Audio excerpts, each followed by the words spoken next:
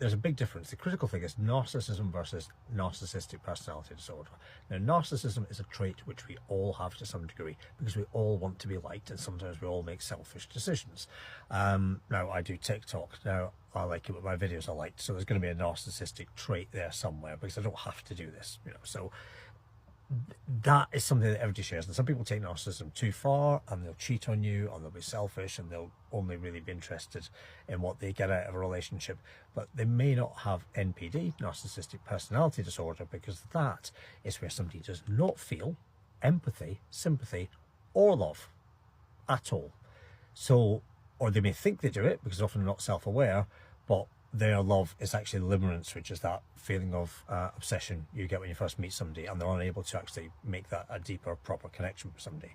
And because these people cannot form normal connections with people, they are incapable of finding the contentness and the happiness that we all get from those, because we all need connections with people to be happy. That and purpose, the two most important things in life. So the way they get happiness is to seek external validation instead. So they get somebody to say they're wonderful, they're great, that's what they need. They inflate their own ego to conceal the fact that actually they're miserable inside. And so they do whatever they can to make you love them. So they'll mirror you to begin with. They will pretend they're like you. They will give you lots of attention, everything you need, because they know that that will make you then give them attention in return. So the problem with somebody with NPD, and the reason there's such a big problem, and the reason people go on about them, is because you think you find your soulmate, and actually you found a nightmare that will devastate you long afterwards.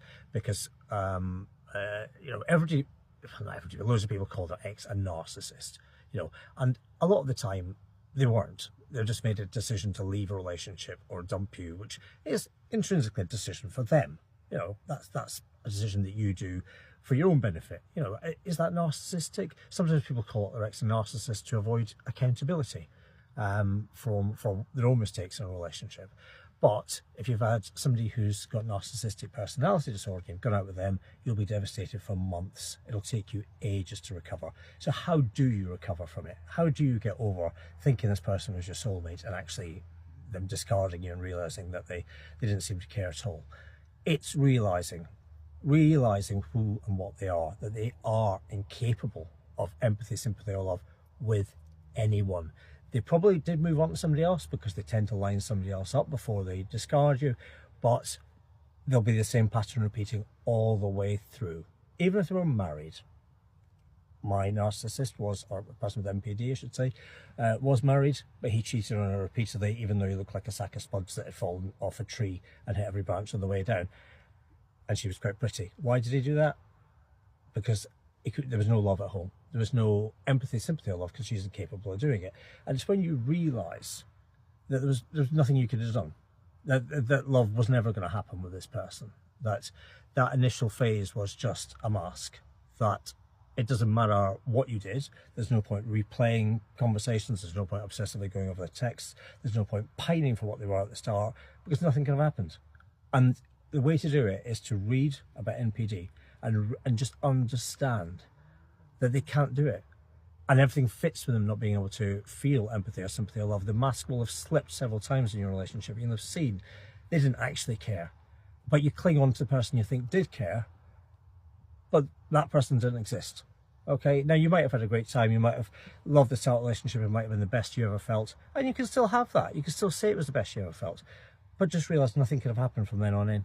And it takes a long time. And in my case, it was actually meeting somebody else who was doing exactly the same sort of traits, showing the same sort of things.